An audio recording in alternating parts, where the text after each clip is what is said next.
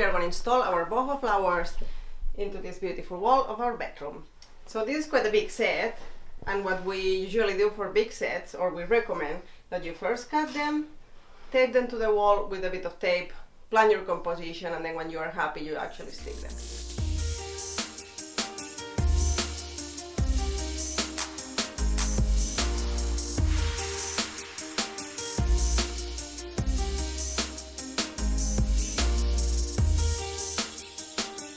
To get this like super nice is that you group them into small clusters and just make sure that all the flowers are pointing outwards. Then it looks a lot more organic and natural.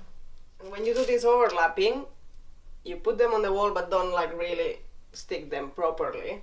You leave them a bit loose so then you can make this kind of things. These are made of paper, so it's super easy to cut.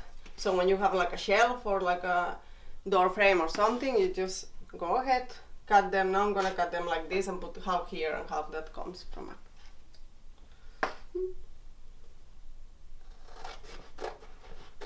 Now that the flowers are on the wall, I'm starting to put the leaves. And the best way to put them is to place them in the connections where the flowers meet, like this.